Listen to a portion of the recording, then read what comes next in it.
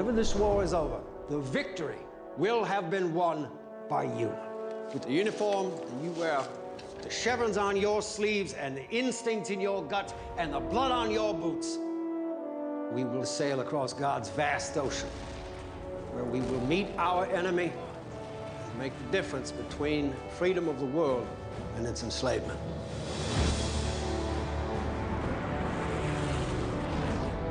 You fought bravely for your country. You found in one another a bond that exists only in combat.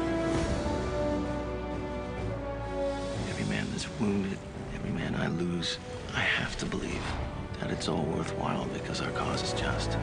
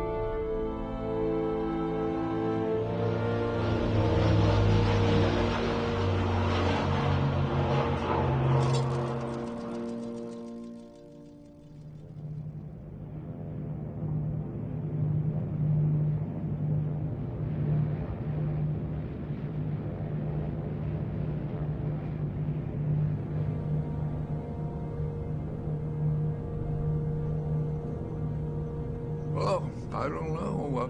The odds were all against you.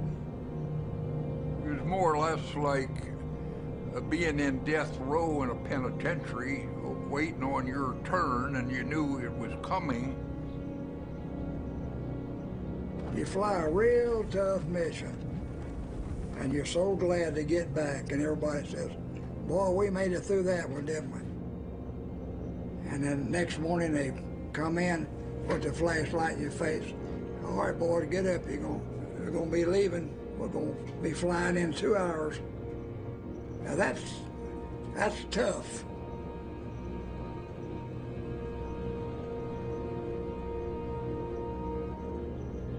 I was 21 years old, yeah. And we felt like we could live forever.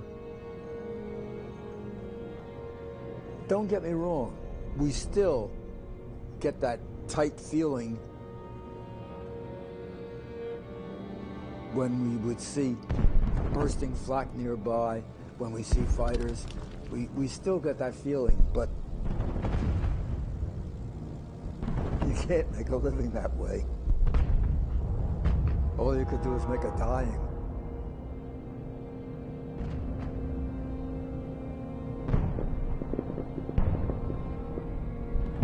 Anybody said they weren't afraid, we're full of crap. Because you were always afraid what was going to happen next, particularly in flak. You just waited for something to go off around you.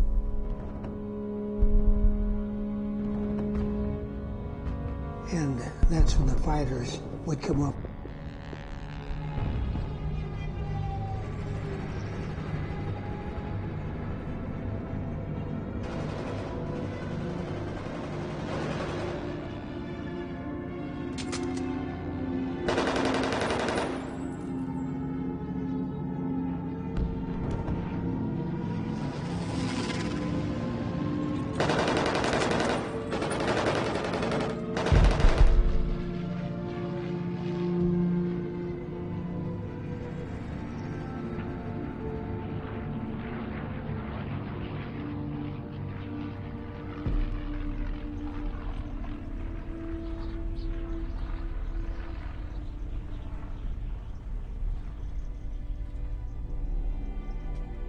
One of the men in our crew kept saying, I know I'm not going to make it, et cetera, et cetera. And you don't like to hear that. And he was very concerned because his wife was expecting within a day or two. And the next day they had him flying, which they shouldn't have had. And they took so many men from our crew to fly with him, and they never made it back. They crashed into the channel. And incidentally, and this isn't storytelling, but he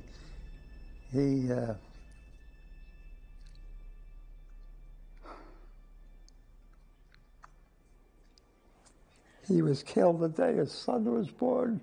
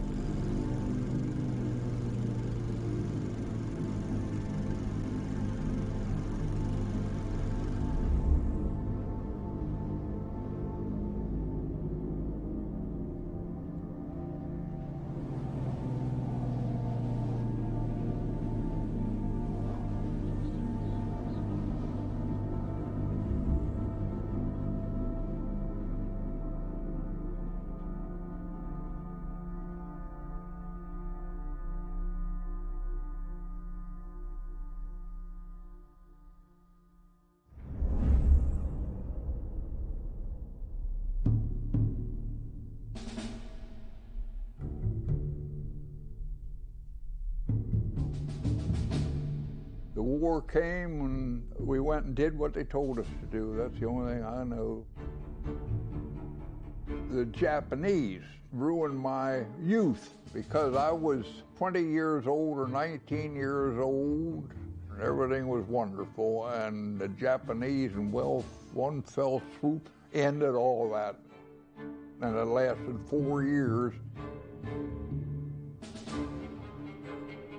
Well, I can see why they get young fellows to fly to war, or ground, or submarines, and so forth. When you're younger, you feel you can do anything. I think when you get older, you get smarter.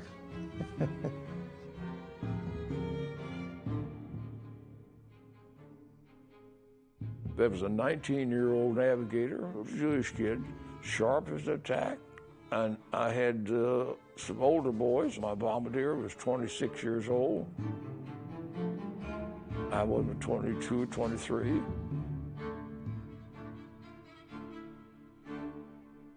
Oldest man we had in the crew was a Pennsylvania Dutchman, 32 years old. We called him Pappy. 32 years old. Our navigator was 26, and everybody else was anywhere from 22, 23. I can look back now and see why young people are in the war, not older people. Older people got better sense.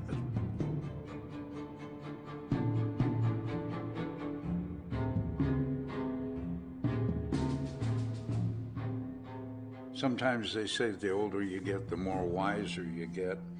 There weren't too many, I don't think, too much younger than me. I flew every one of my missions at 19. The old man on our crew was our waist gunner. He was 25.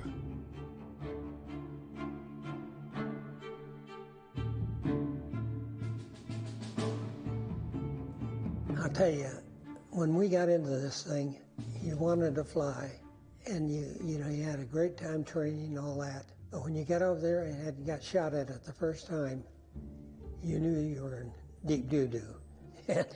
And you really took life seriously after that.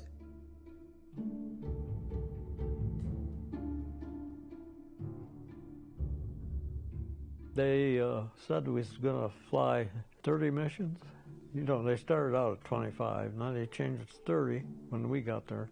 And then we got 26 missions in, and they give us a week off, and we come back and they says you're going to fly 35. And that was kind of a shock.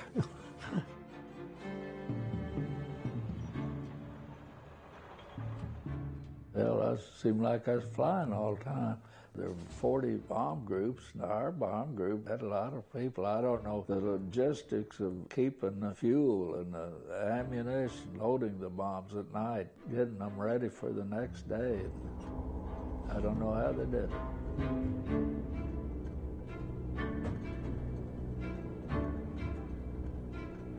When you're in a position like that, there's no tomorrow. You do everything that you want to do, that you can do, when you feel like doing it. And do it then, because you may not get the chance to do it again.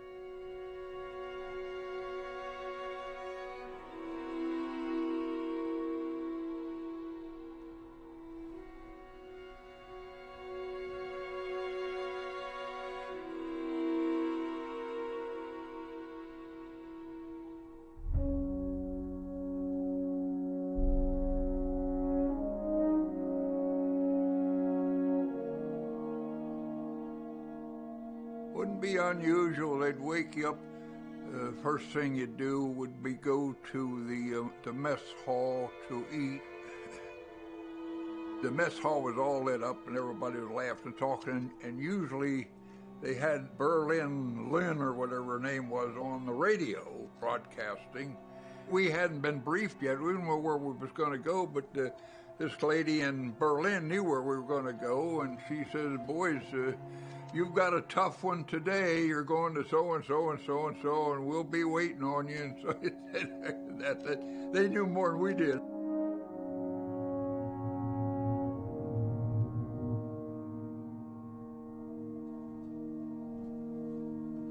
Now, in the Air Force, when we went to the kitchen for breakfast and we were getting, say, eggs, we get powdered eggs. That's what they had. Once in a while, we would get fresh eggs. You could get 2 over easy, and this was a treat. But we knew after a while that when you got fresh eggs, it meant you were going to have a real tough mission. So they gave you fresh eggs. That's the story. We don't want fresh eggs, but we want fresh eggs.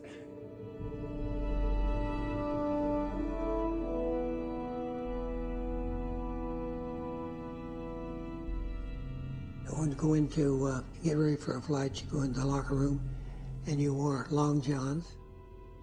And then you would wear the heated suit, put that on.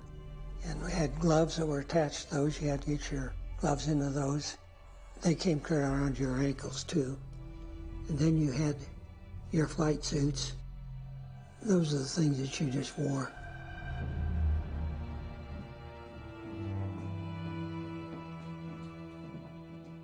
And you'd load back on a truck and they'd take you to the area where the debriefing rooms were. So all the crews and everything would be sitting there waiting, and they had a sheet over the wall. They'd pull a sheet back and say, our target today is Germany. The weather looks pretty good as near as we can tell.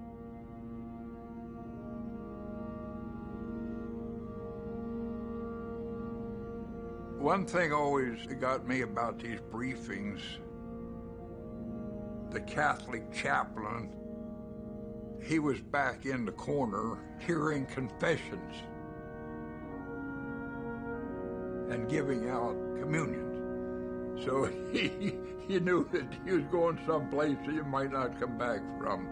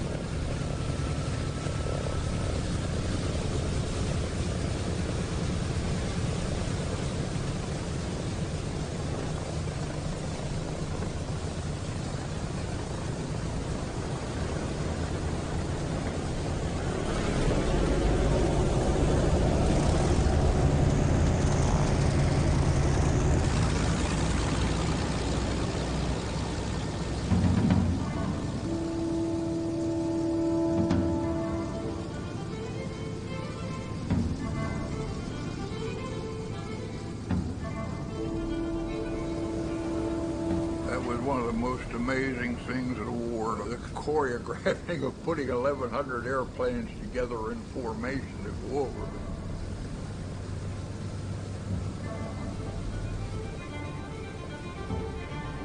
We'd all lined up on a perimeter strip that come around to the end of the runway. And the lead ship would taxi you around and line up. And when they fired the flare to take off, that lead ship went down the runway. The next man pulled right up behind him. 30 seconds, he moved. 30 seconds, the third man moved. Every 30 seconds, the plane was going down that runway. That lead plane never got off the ground before that second plane was already running.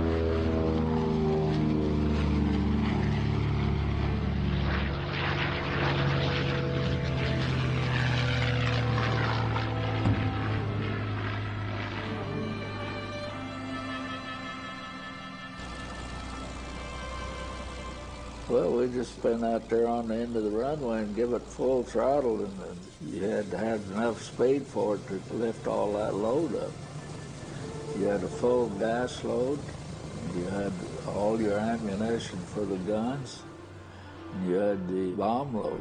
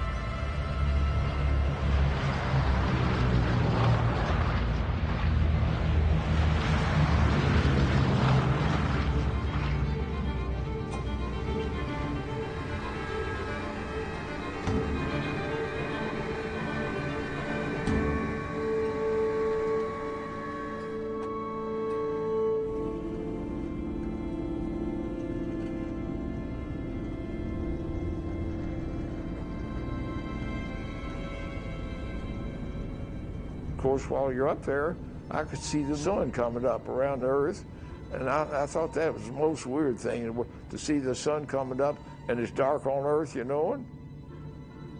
But you realize what was happening to you, and then next thing you know, the sun come up, and you see all these airplanes circling, straining, so to speak, to get up to the altitude with a heavy load of bombs.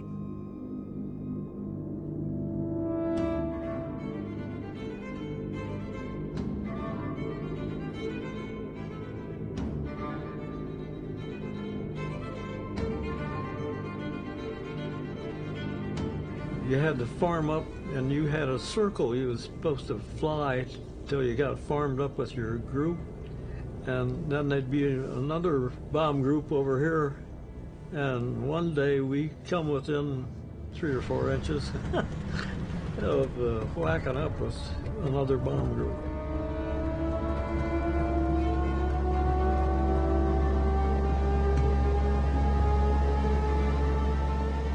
Well, on some of them, when the young pilots had come in as replacements, if I was first man to take off, we'd be up in the air and say 200 or 300 feet climbing. All of a sudden, boom. See a bright flash, a red flash, and stuff coming down. You knew darn well it was in mid-air collision. And those were scary times as far as getting up. 2 B-17s. One came down right on top of the other. They all went to their death. That's when I started smoking, by the way.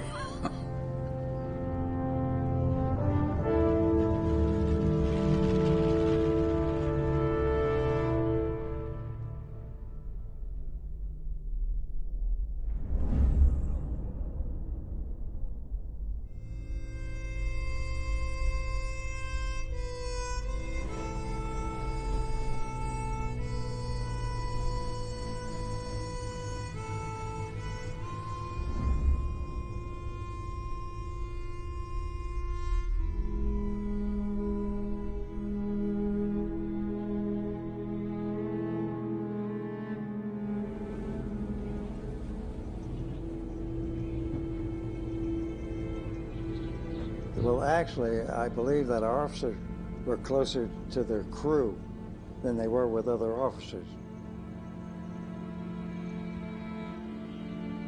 As a crew, most crews stuck pretty well together.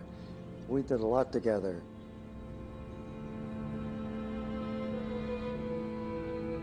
I don't think we would have appreciated one new man join us. We knew what each man was capable of doing. Each man did his job good, and no one complained. We were family in the air. You absolutely had to be. We all had our duties. We just wanted to stay together. And we flew 25 missions as a crew, all of us together.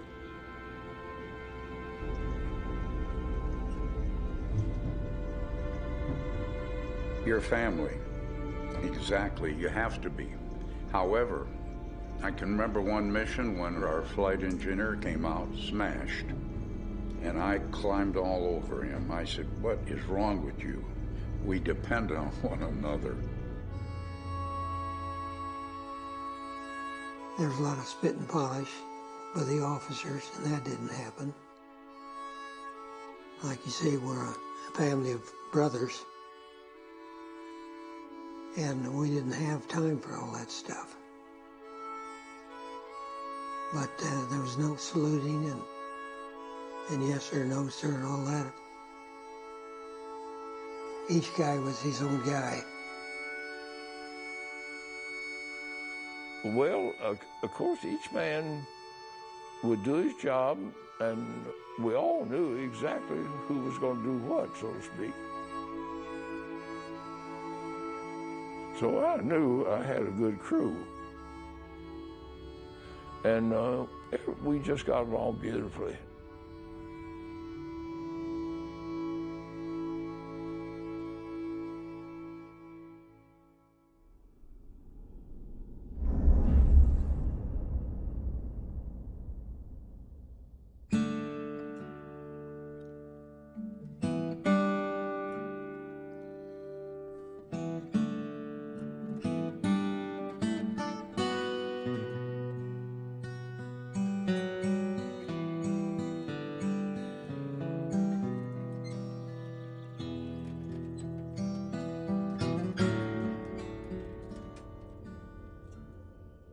We had a crew chief that took care of that plane after we got it back off a mission.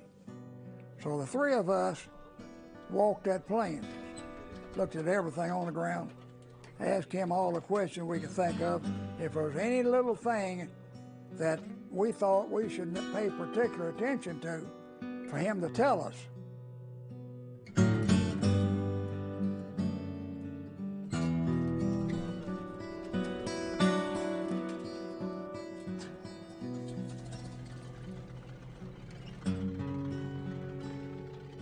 You never flew the same plane all the time. It's just like your car having an ouchie and you take it into Firestone or somewhere to get fixed. They'd work overnight, all night long, trying to patch planes.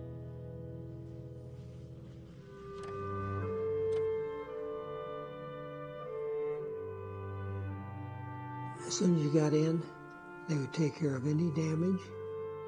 They would get in the plane and check the engines out, start them up and check them out. They would clean up everything.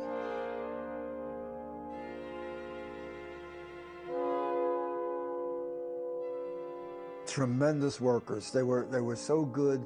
We came back in B-17s with 2 engines, with the tail fin shot up and busted away, with all kinds of holes in the plane. And in 2 days, that plane was flying missions again.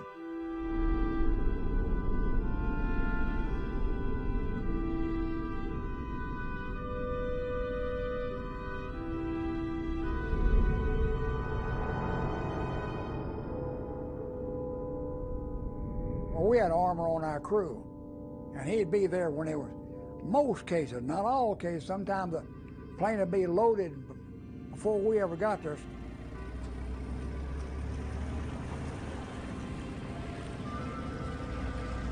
The armor gunners took care of all of that. They burned out on big carriers, and it was a dangerous job.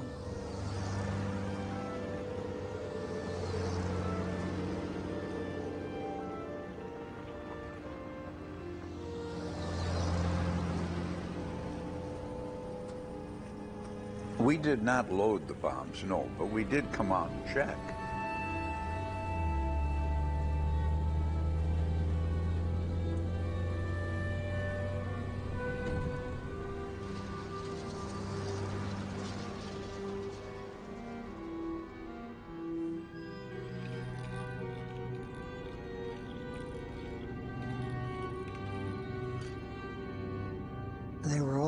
fused, and they had fusing wires stuck through the propeller.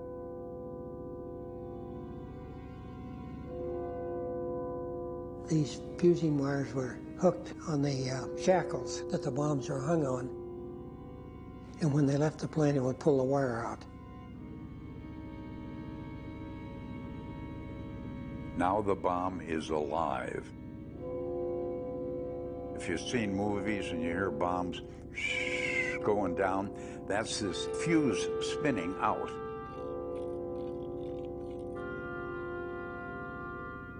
Now the bomb is live, and once it hit, of course, it detonates. We had 2 missions where I had to go back into Bombay and put the cotter pins back in, and that is a little hairy. Why? Because when you landed, if you didn't, the bombs were armed, and if you had trouble, of course, you'd detonate.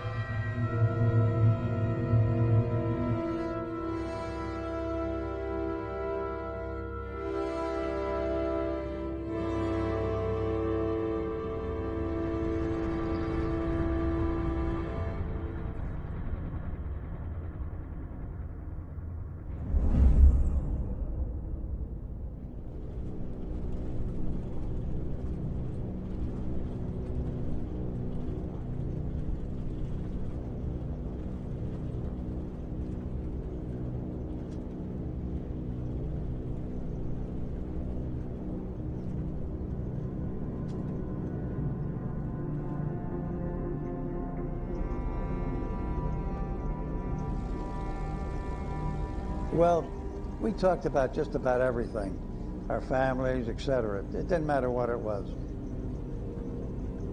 We kept pretty much of a running conversation between everybody. It made the mission go a little easier.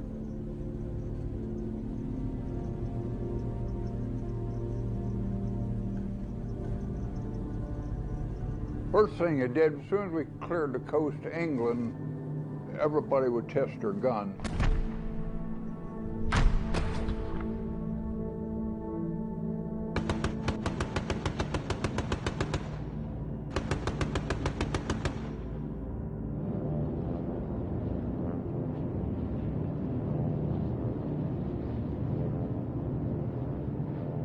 Well, of course, I can only speak for myself, but when you're in hostile territory, and I was in the top turret, so all of my vision was 360, 90 degrees this way, you know.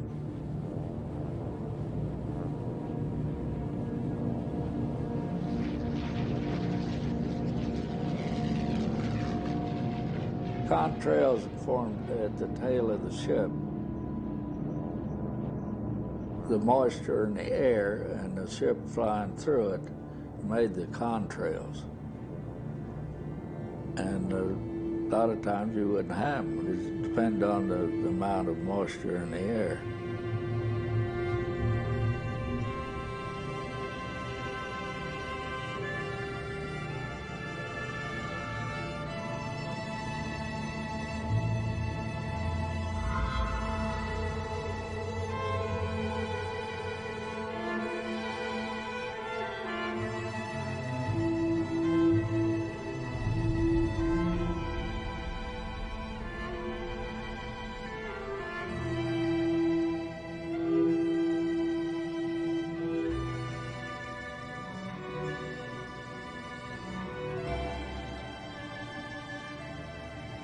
Couldn't see a prettier sight than that. Kind of spellbound, you know, spellbound. A beautiful sight.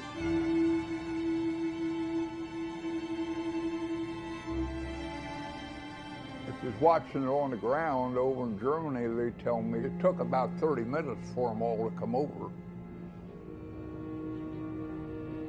They said on a clear day that the Germans could see us coming 50 miles out from the contrails. And unfortunately, when that happened, that wasn't too good because they were ready for us.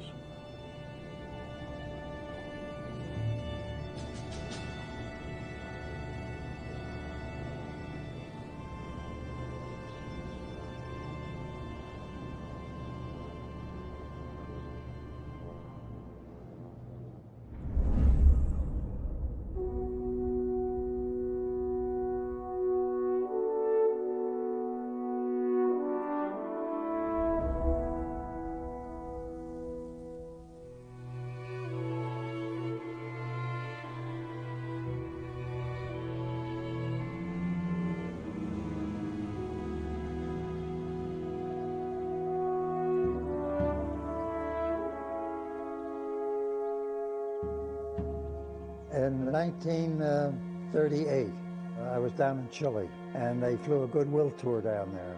I remember going out with my father and seeing these big planes. And I said to my father, someday I'm going to fly in one of those. Little did I know.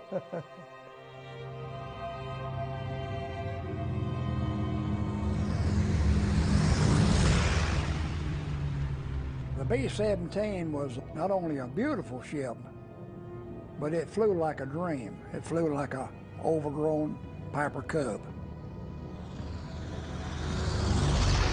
It flew nice and smooth, beautiful.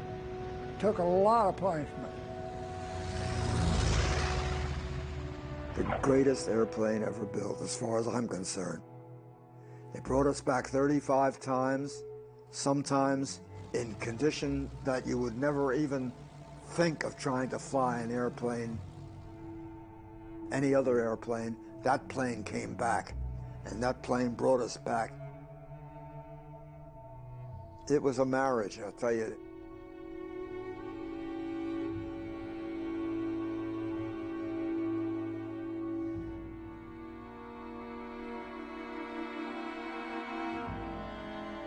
A lot of guys, they'd name their own planes, and they had all kinds of kooky names.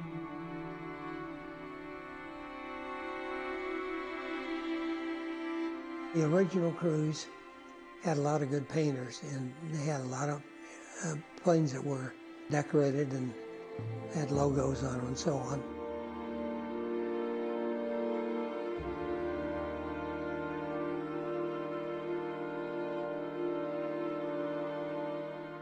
Vargas girls, like petty girls, Vargas girls, sexy girls.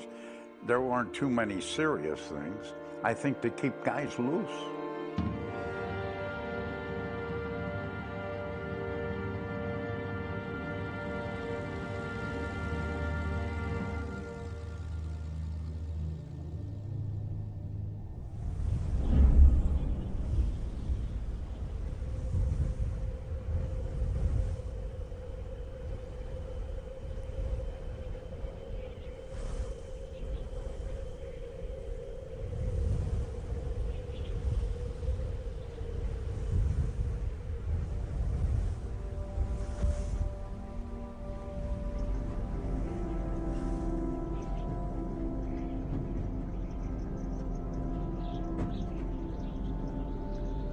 Well, on a warm day, it would be 20 below.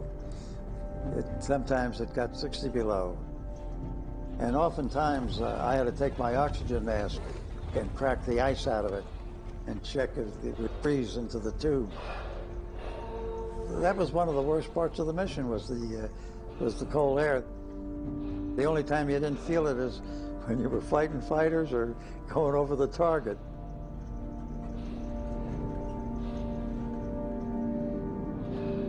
Oh, at 30,000 feet, I think the temperature drops 2 degrees every 1,000. It'd be about 40 below at that altitude.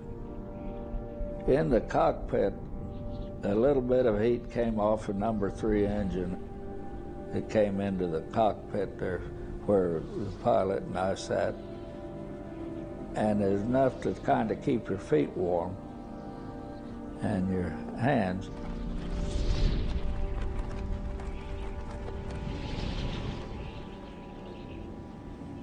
Our ball turret gunner had a gun problem. His gun jammed, and he took his gloves off to work on it. And both his hands got frostbitten, and he didn't fly with us for a month till his hands healed up.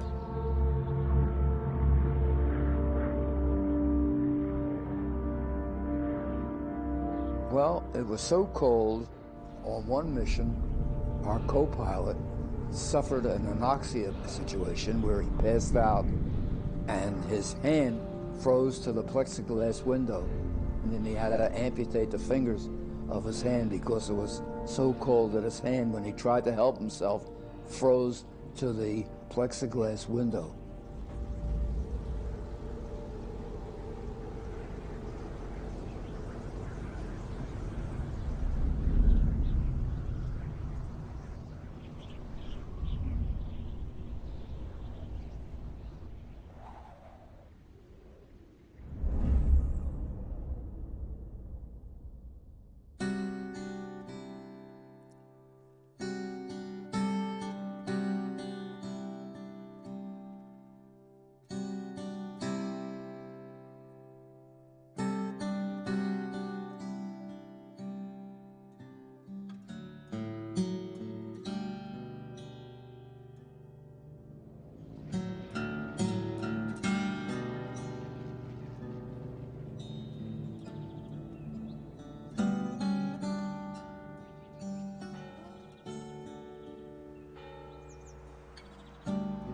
Well, the British treated us very nice, in some cases royally.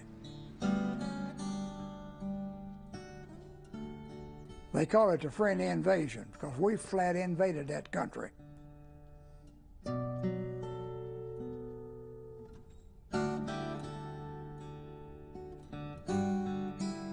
England is a small country, and we had it absolutely covered up with American soldiers. And they tolerated us.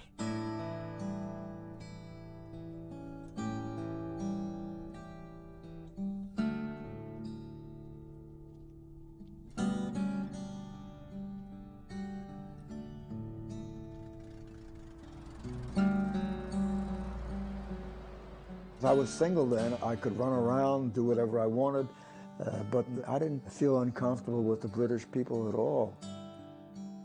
Once I got to be able to understand the language, because that English language is a little different than ours. Very good people. As you know, at the beginning of the war, they weren't too enamored by the Yanks coming over. They said we were overpaid, oversexed, and over here. I remember that.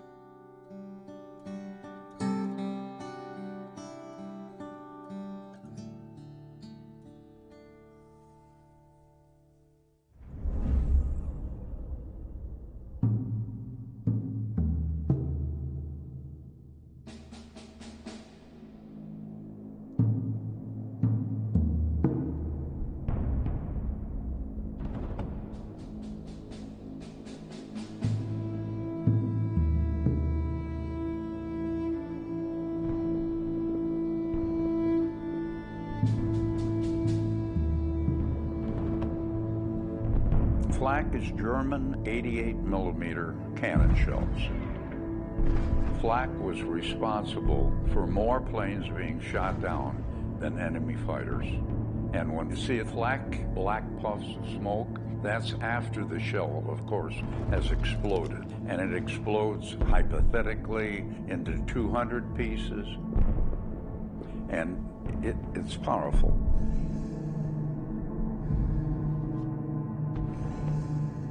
You don't know where the flak is coming from. You don't know if the next burst is going to hit you or not. You never know where the next one is going to be in a case like that, and that's what scares you. Well, it just looked like a big thunderstorm, so to speak. That's what it amounted to. But you had to keep on flying.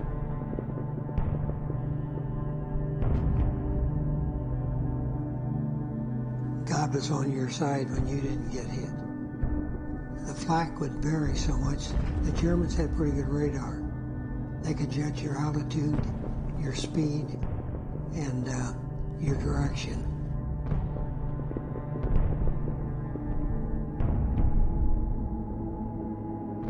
I think the worst that I ever had over Kassel, Germany, I'll never forget that one. It blew my windshield out and coming to my face at 160 miles an hour.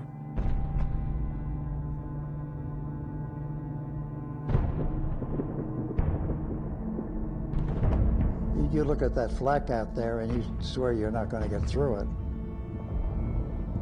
The sky's almost black with these things busting all over the place. It's amazing we did make it through as much as we did.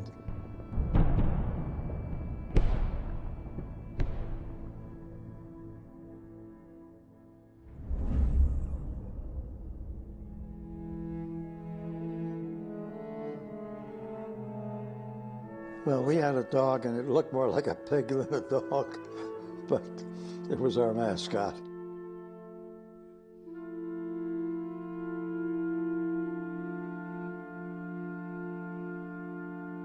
We had a stove in the middle of the barracks, and we used to make sandwiches on it and so forth. If the dog was around, we'd feed him whatever we had left over. He hung around the barracks until we got back. I don't know if he had a name or not. It was a faithful little dog, but it had a real wide nose.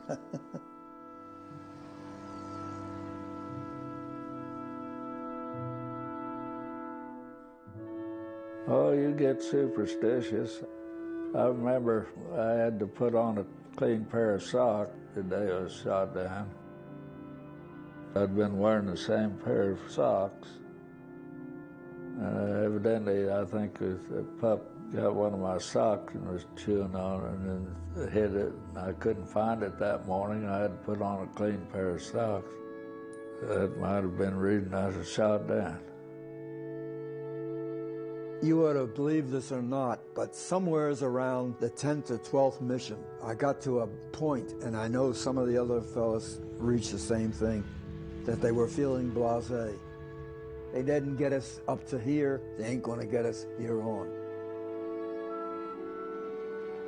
I was somewhat superstitious.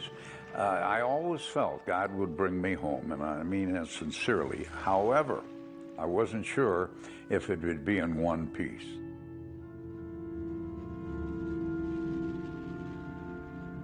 I flew 5 days in a row, 5 missions. And I remember at a 4th or 5th one, you really didn't care. You were worn out. You wanted to get away from it. I saw a lot of them break under pressure. Come back and told the flight surgeon, I can't fly anymore. And they didn't. Nobody pointed their finger at them and ridiculed them. Nobody.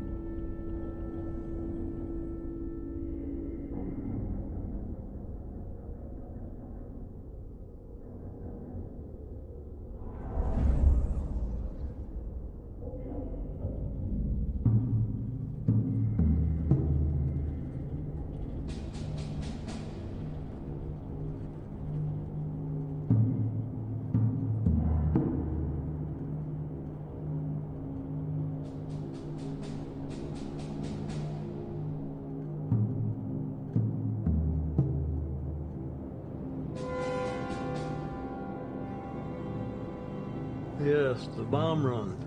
That was the worst. It's because you had to keep everything steady. If you weren't on a bomb run, you could slide over once in a while and they'd think it'd miss you. But on a bomb run, you just had to sit there and take it.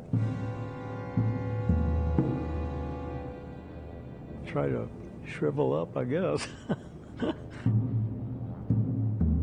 Well, the lead ship does it all.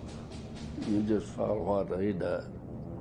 The lead ship, and then the 2 on each side, and one down there, and one up here, and around there.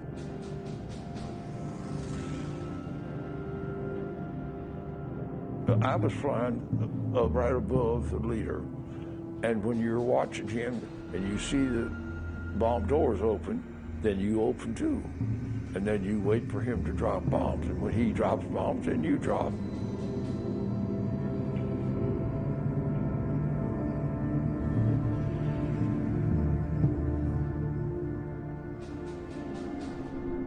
We can't change our altitude, and we can't change our direction, and we're what you call sitting ducks at that moment. It was rough, because any minute you were going to get hit.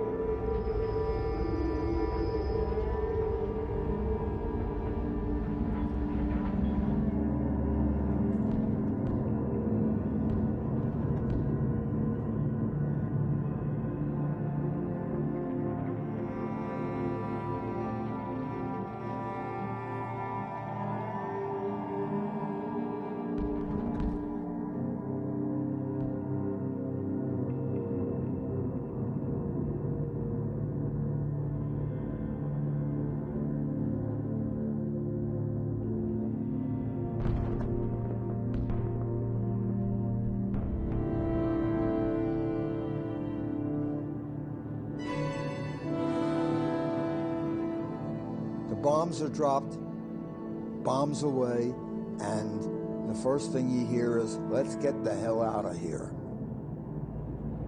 Well, we make a sharp turn, and the group follows the lead. After a while, fighters' attacks started coming in, and they didn't miss very often.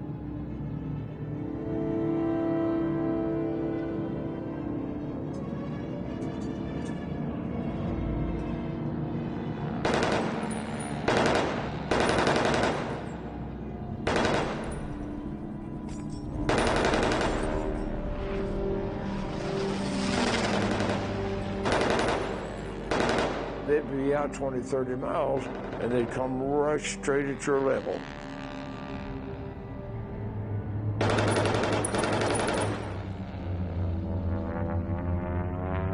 You couldn't hit anything with those guns I had back there. By the time you saw a guy, he was gone. I mean, you see one coming, he's gone.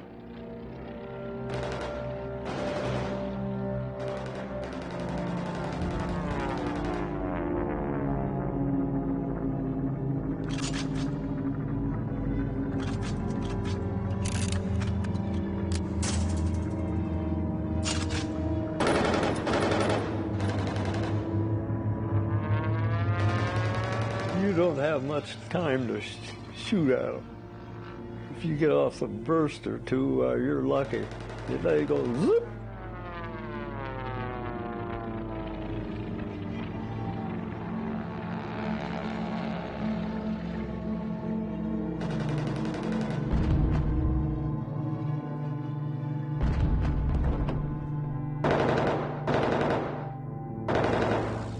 He'll drop off, you'll slide down, and then he'll line up on you. And then he'll peel off.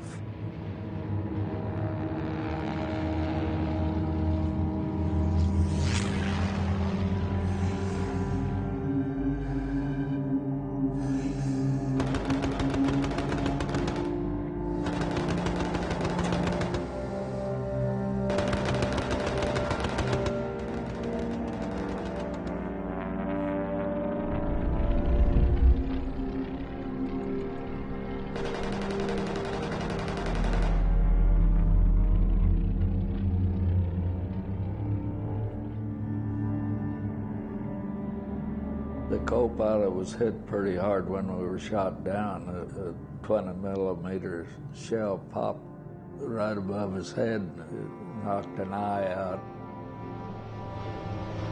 So it was high noon. ME-109 was back there blasting at us. And I heard the co-pilot, he said, Jesus Christ, number 4's on fire. Get out. When that thing is spinning and heading down, you're glued to your seat. You couldn't move if you wanted to. And you're lucky if you see 2 or 3 guys bail out. We would count the chutes, and usually if we start to look too long after a ship that was going down, the pilot would say, okay, guys, off. We didn't want to spend too much time looking at a plane going down when we had, you know, fighters in the area and so forth.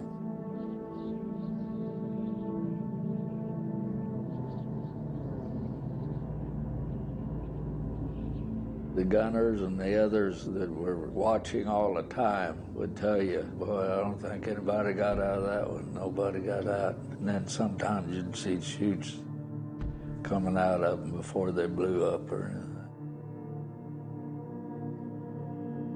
If you didn't have your chute on and get out of there in less than 30 seconds, you're gone. You're gone.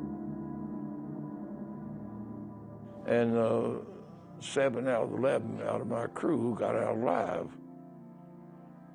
And one of them, when he got on the ground, they pitchforked him to death. How could you kill a human like that?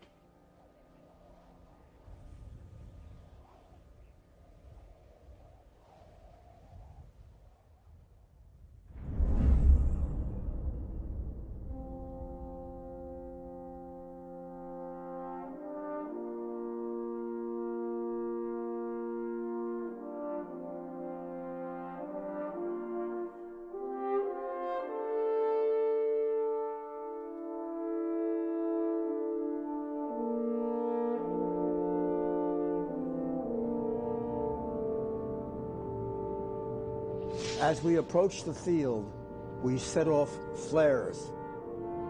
Red flares means you have wounded aboard. Everybody else gets out of the way and the wounded comes in first.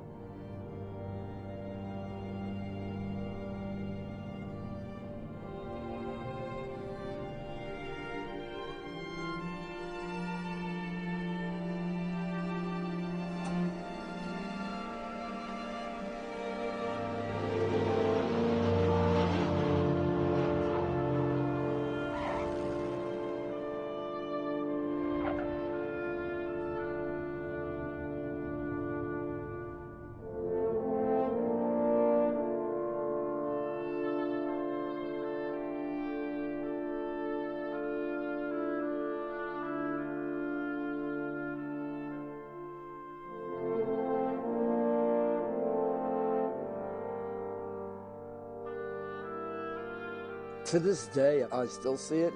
When I think of it, I choke up. I can't help it. They were friends of mine. They were good friends. And it hurt so bad. Especially, we all felt like, what a waste. With the job we had, the chance of dying was at least 50%.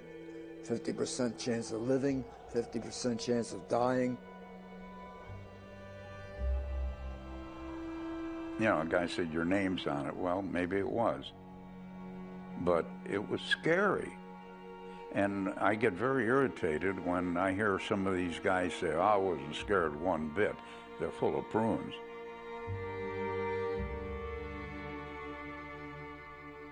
I was scared every time.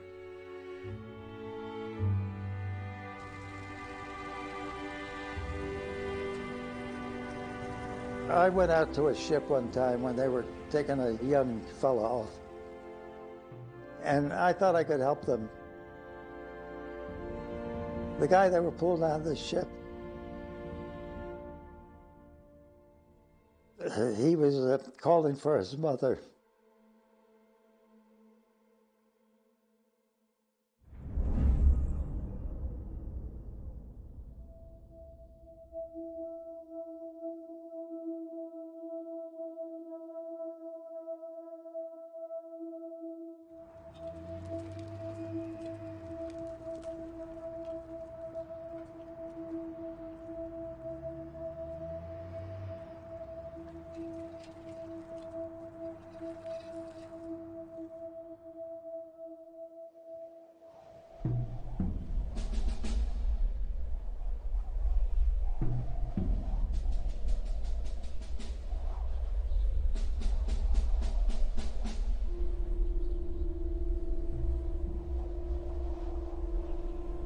In about late 1944, the Allies decided to do away with precision bombing.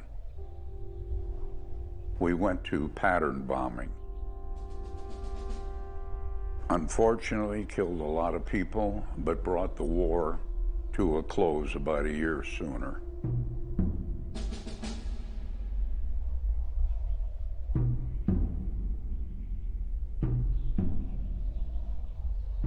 The United States military did not go out to carpet bomb civilians or anything.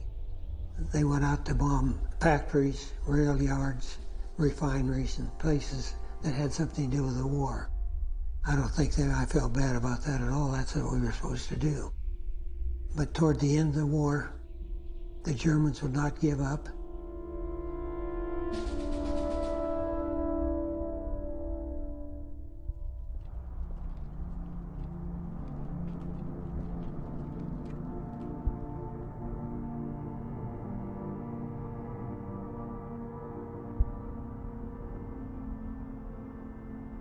Never thought a thing about it. We didn't think about people being down there. I never crossed my mind about a human being being down there.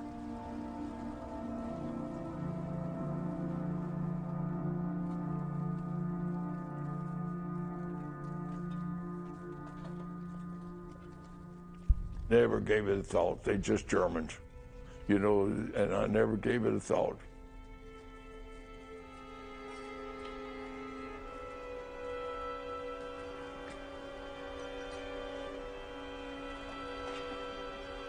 For some reason, I didn't hate him. If I had a fighter plane come within shooting distance, my thought was, this kid probably wanted to live as bad as you did.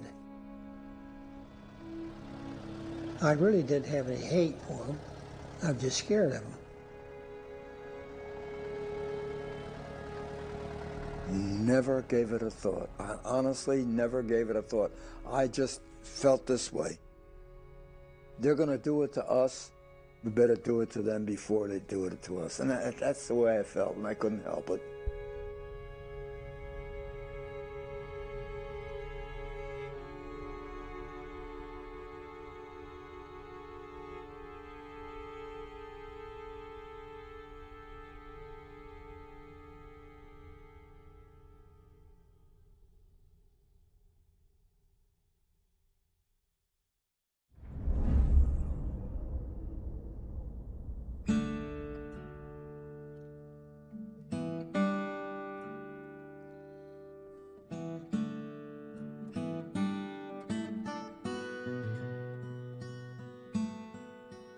Bring any thoughts seeing that? Oh, I drifted off into several thoughts. Most of them, you know, were bad thoughts when you're looking at a mission. I see what took place on that mission, and your mind drifts back to those times, you know.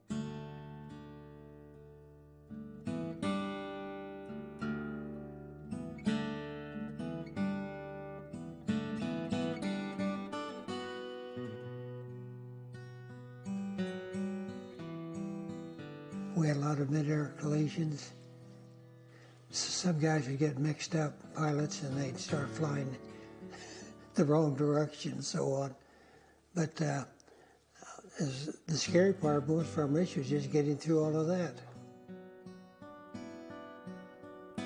Did it get easier or harder as you flew more missions? I just, like I say, I was scared to death, but those were not good days.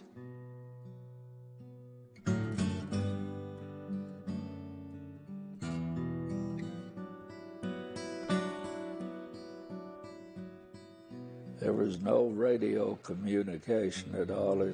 We had the intercom going all the time, though, checking the men with the oxygen mask on, make sure their oxygen was flowing right. Especially the tail gunner. He was laying back there by himself so much.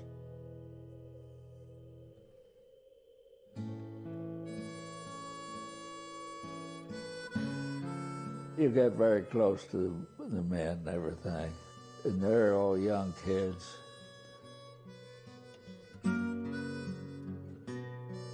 They're all dead now, I'm sure.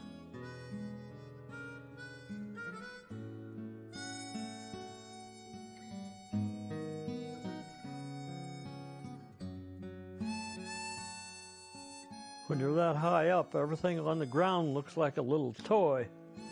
If you see a truck or something, it really looks small. It was hard, but you had to do it. We had to get rid of Hitler, and so we did it.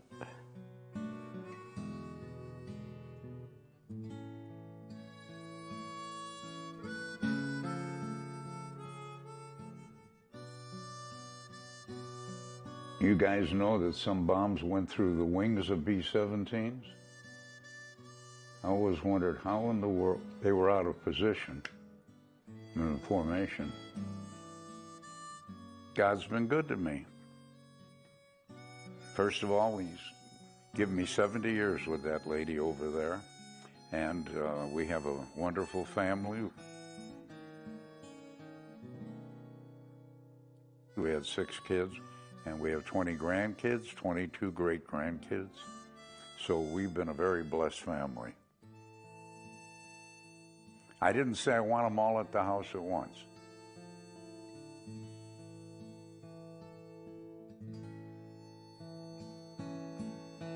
What do you think about the good war and you're the greatest generation? Well, I'm beginning to believe it. Does that make sense to you? I know you kind of grew up 10 years when you went into that thing. And when I came back home, I didn't feel like the same man anymore.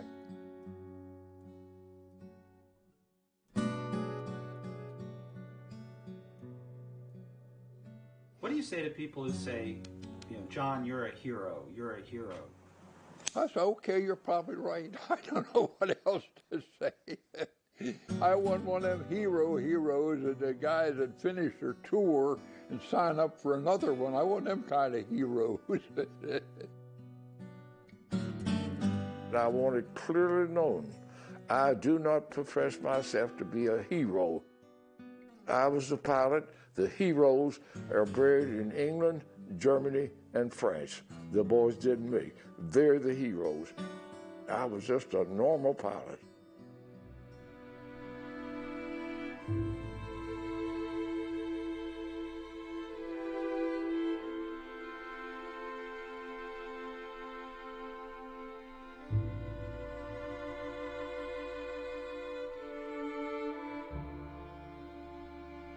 This is called pattern bombing.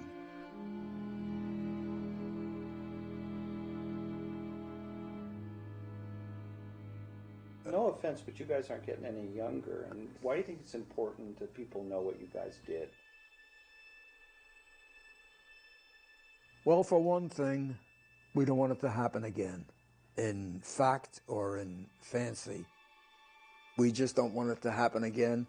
For my grandson, my granddaughters and their husbands,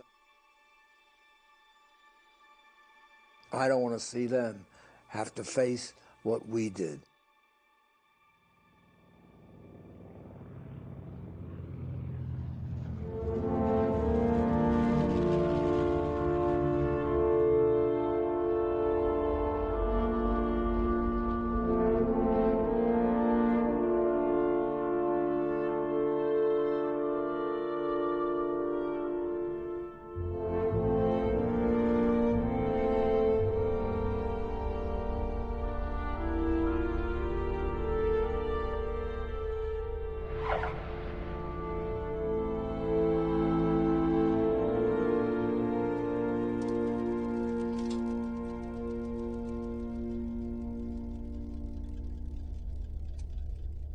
I cannot say it much more eloquently. It was a hazardous profession. Okay, up at altitude, and of course bombs away and all, and you got this on. I think fear more than anything. You'd perspire and sweat. You got this on? Ice it for them. And you take a deep breath and break the ice out of the oxygen mask and then put it back on. This is Bud trying to get down on the floor. This is the Mae West. Remember I told you about the oxygen? I mean the CO2 cylinder? This is it. There it is, CO2 cylinder. This was before underarm deodorant, hairspray. I think this was the birth of aerosol containers. And if guys bailed out, they didn't want it totally inflated a couple 100 feet up, because if they hit the water, they could break their backs. So it wasn't that easy. I never did it. This is a throat mic. This is how I talked to Erik. And this plugged in. And as I showed you on the helmet, this is how I heard. So we had our communication system. But Bud, to be clear, this should have been returned to the government in 1945. Come and get them, baby. Well, what we just did with you might be the credit roll to our movie. So do you have any messages for people who've just watched this movie? Well, I'm just so glad that people in America or anywhere can get an idea of what 19 and 20 and 21-year-old kids went through. And as I tell kids when I get done with my talk, I'm going to ask you guys a favor now. What's that, Bud? When you go home tonight, you say a prayer of thanks to God for those 28,000 guys that gave their lives so that you got the life you got today. Well, thank you for your service, Bud. Not at all. Not at all.